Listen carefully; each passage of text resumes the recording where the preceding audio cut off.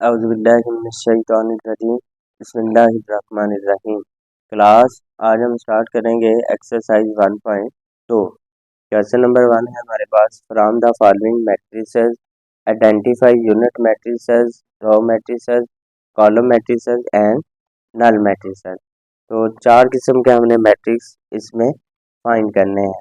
Null matrix हमारे पास वो होता है जिसमें सारी एंट्रीज हमारे पास जीरो हो। जैसे ये ए मैट्रिक्स है, इसमें सारी एंट्रीज या सारे एलिमेंट्स हमारे पास जीरो है, तो इस मैट्रिक्स को हम क्या कहेंगे, ये हमारे पास नल मैट्रिक्स है।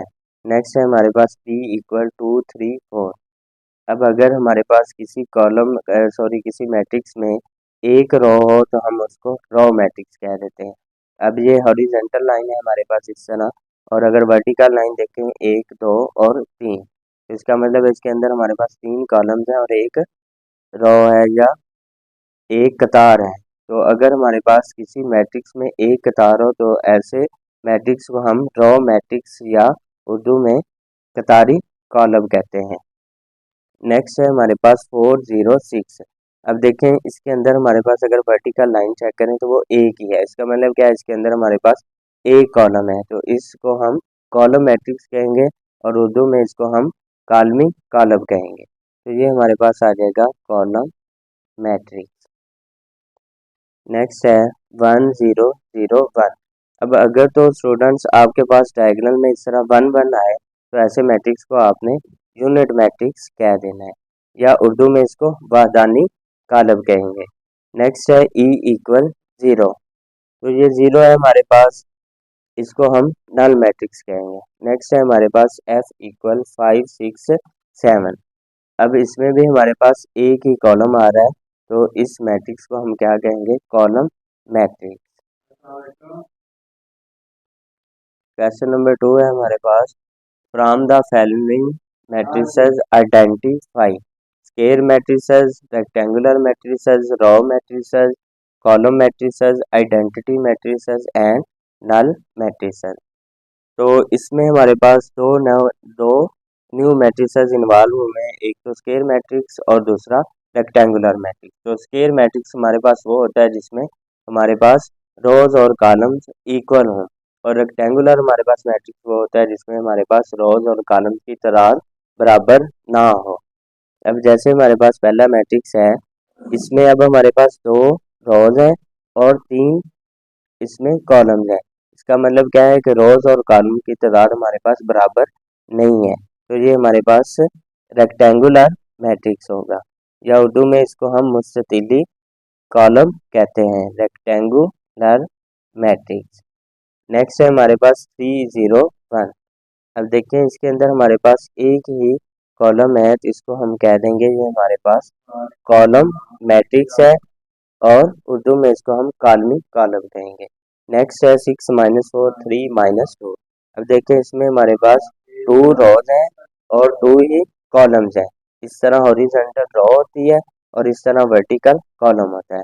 इसका मतलब है ये 2x2 मैट्रिक्स का 2x2 ऑर्डर का मैट्रिक्स है, इसमें रोज और कॉलम सेम है, तो ये हमारे पास स्क्वायर मैट्रिक्स होगा या उर्दू में इसको हम मुरब्बी कॉलम कहते हैं।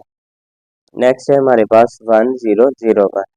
अब इससे पिछले क्वेश्चन में भी स्टूडेंट आपको बताया था कि अगर इस तरह डायगोनल में 1 1 आ जाए तो ऐसे मैट्रिक्स को हम यूनिट मैट्रिक्स कहते हैं और उर्दू में इसको वाहदानी कॉलम कहते हैं। नेक्स्ट है हमारे पास अब 1 रो 2 3। इसमें 3 रोज हैं 1 एंड 2 कॉलम्स हैं, तो ये 3x2 का मैट्रिक्स है। इसका मतलब रोज और कॉलम्स बराबर नहीं है, तो ये हमारे पास फिर रेक्टेंगुलर मैट्रिक्स होगा और उर्दू में इसको हम मुस्ततिली कॉलम कहेंगे। नेक्स्ट है हमारे पास 3 10 एंड -1। अब इसके अंदर हमारे पास एक ही रो है, तो इसको हम रो मैट्रिक्स कहेंगे और उर्दू में इसको हम कतारी कॉलम कहेंगे। नेक्स्ट है हमारे पास 1 0 0। अब इसमें हमारे पास ये वर्टिकल लाइन एक ही है, यानी कि एक कॉलम है इसके अंदर हमारे पास, तो इसको हम कॉलम मैट्रिक्स कहेंगे और उर्दू में इसको कालमी कॉलम कहेंगे। नेक्स्ट है हमारे पास 1 2 3 फिर -1 2 0 फिर 0 0 1। तो देखें 1 2 3, इसके अंदर 3 रोज हैं हॉरिजॉन्टली जब इसको चेक किया, फिर वर्टिकली चेक किया 1 2 3, तो इसके अंदर तीन ही कॉलम है और तीन ही रोज हैं, तो रोज और कॉलम्स की तादाद आपस में बराबर है, तो इसका मतलब क्या है कि ये हमारे पास स्क्वायर मैट्रिक्स है, या उर्दू में इसको हम मुरब्बी कॉलम कहेंगे। नेक्स्ट है हमारे पास 0 0 फिर 0 0 0। तो ये हमारे पास जिस भी मैट्रिक्स में सारी एंट्रीज या सारे एलिमेंट्स जीरो हों, तो ऐसे मैट्रिक्स को हम नल मैट्रिक्स कहते हैं। क्वेश्चन नंबर 3 है हमारे पास, from the following matrices identify diagonal scalar and unit identity matrices. Scalar matrix हमारे पास वो होता है जिसमें हमारे पास डायगोनल के एलिमेंट्स सेम हो। तो पहला जो हमारे पास मैट्रिक्स है इसमें 4 0 0 फिर 4। अब देखें डायगोनल के मैट्रिक्स सेम है, तो इसका मतलब क्या है कि ये हमारे पास स्केलर कॉलम है। नेक्स्ट है हमारे पास 2 0 0 फिर -1।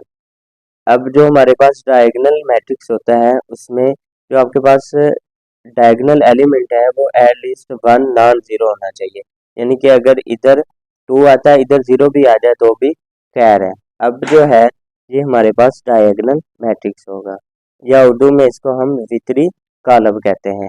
नेक्स्ट है हमारे पास C इक्वल 1 0 0 फिर 1। अब डायगोनल में 1 1 आया है, ये सेम है, लेकिन हमने इसको स्केलर का मैट्रिक्स नहीं कहना, बल्कि ये जैसे ही 1 1 आएगा, 1 1 के अलावा अगर कोई एलिमेंट सेम आता है तो फिर हम उसको स्केलर कहेंगे, अदरवाइज हम उसको यूनिट मैट्रिक्स कहेंगे, या उर्दू में हम इसको वाहदानी कॉलम कहेंगे।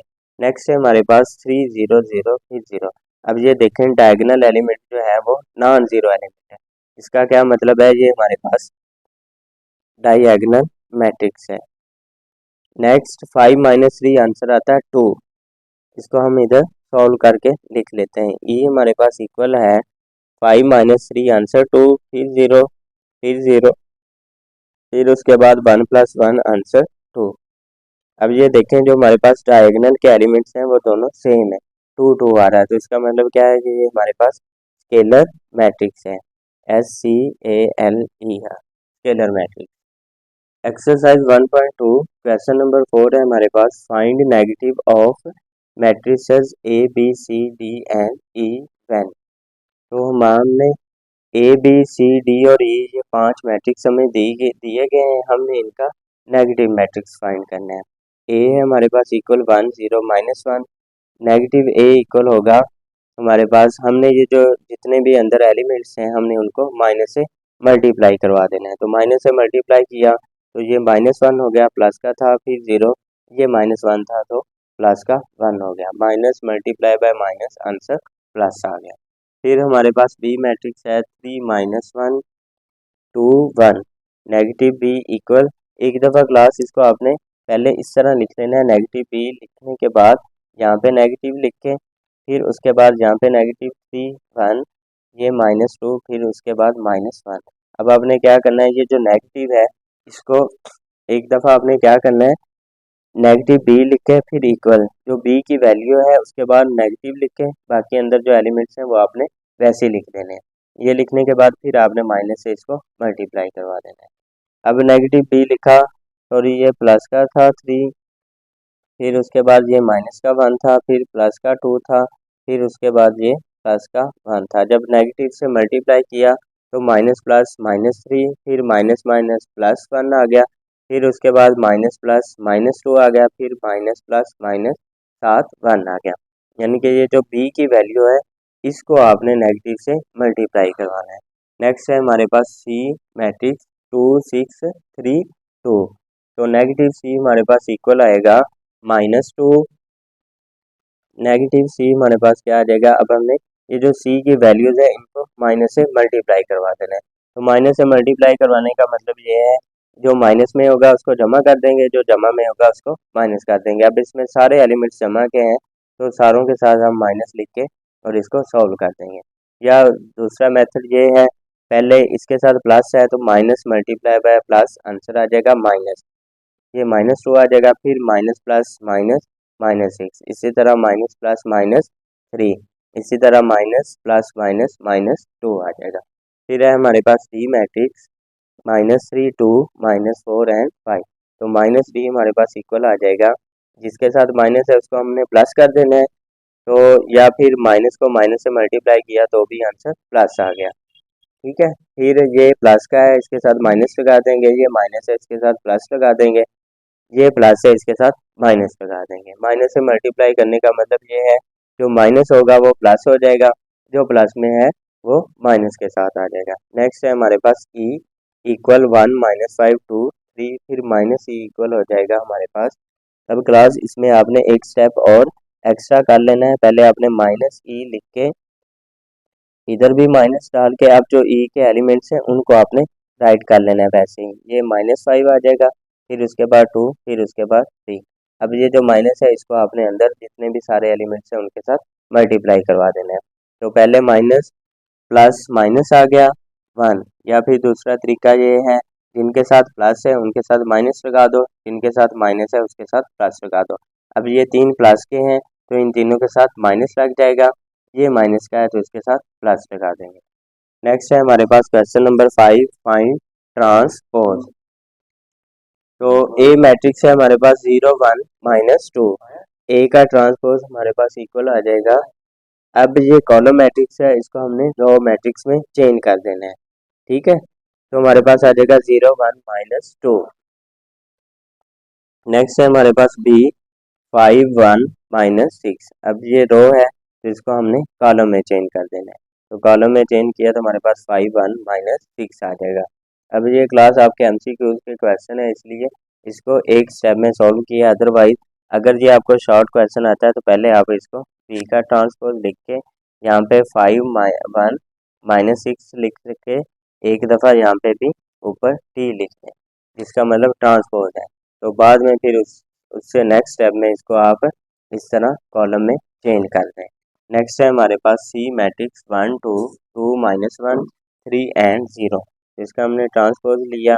1 2 रो है, इसको हमने कॉलम बनाया, फिर 2 - 1 रो है, इसको हमने कॉलम बनाया, फिर 3 0 ये रो है, इसको हमने कॉलम बनाया। या फिर आप इस तरह भी कर सकते हैं, ये 1 2 3 कॉलम है, इसको रो बना दें, फिर 2 - 1 0 कॉलम है, इसको रो बना दें। तो दोनों तरह से सही होगा, लेकिन एक मैट्रिक्स के अंदर आपने दो ऑपरेशन नहीं करने। ऐसा नहीं करना कि ये रो है इसको पहले कॉलम बना दिया फिर इस कॉलम को रो बना दें, इस तरह नहीं करना। नेक्स्ट है हमारे पास टी मैट्रिक्स 2 0 फिर 3 5। तो इसका ट्रांसपोज फाइंड करने के लिए हमने ये रो थी 2 3, इसको हमने 2 3 कॉलम बना दिया। फिर 0 5 रो थी, इसको हमने 0 5 कॉलम बना दिया। फिर है हमारे पास ई मैट्रिक्स 2 3 -4 एंड 5। तो ई का ट्रांसपोज इक्वल आ जाएगा, ये 2 3 रो में है, 2 3 को कॉलम में लिख दिया, फिर -4 और 5 रो में है तो -4 और 5 को कॉलम में लिख दिया। नेक्स्ट है हमारे पास एफ मैट्रिक्स 1 2 3 4। तो इसका हमने ट्रांसपोज फाइंड करना है। 1 2 रो है, तो कॉलम में लिख दिया, फिर 3 4 रो है, तो 3 4 को हमने कॉलम में चेंज कर दिया। नेक्स्ट है हमारे पास question number 6, verify that A matrix है हमारे पास 1 2 1 0, बी मैट्रिक्स है हमारे पास 1 1 2 0। इसमें हमने वेरीफाई करना है कि ए का ट्रांसपोज फिर ट्रांसपोज का ट्रांसपोज हमारे पास इक्वल होता है ए के। तो सबसे पहले ए का ट्रांसपोज लिया तो ये 1 2 रो था, इसको कॉलम में चेंज कर दिया, फिर ये 1 0 रो था, इसको कॉलम में चेंज कर दिया। तो क्लास इसका भी आप एक स्टेप एक्स्ट्रा कर सकते हैं, पहले इधर भी ट्रांसपोज डाल दें और ये वैल्यूज लिख के इधर भी ट्रांसपोज डाल दें, उसके बाद फिर अगले स्टेप में आप इसका ट्रांसपोज ले लीजिएगा। फिर अब ये ए ट्रांसपोज है, इसका फिर ट्रांसपोज है। अब हम क्या करेंगे, या तो ये जो रो है इसको कॉलम में चेंज कर देंगे, या ये कॉलम जो है इसको रो में चेंज कर देंगे। तो 1 2 कॉलम है, इसको रो में चेंज किया तो 1 2 हो गया, फिर 1 0 कॉलम है, इसको रो में चेंज किया तो ये 1 और 0 इस तरह हमने लिख दिया। अब देखिए हमारे पास जो ये ए डबल ट्रांसपोज है इसकी वैल्यू आई है 1 2 1 0, और जो ए की वैल्यू है वो भी हमारे पास 1 2 1 0 है। तो इसका मतलब है हमारे पास ए ट्रांसपोज का ट्रांसपोज इक्वल ए के है। क्लास आपने इसको याद रखना है, अगर ये एमसीक्यूज में आपको इस तरह लिख के दे तो आप इसको टिक कर सकें। फिर है हमारे पास बी ट्रांसपोज का ट्रांसपोज इक्वल बी। अब बी की वैल्यू हमारे पास 1 1 2 0।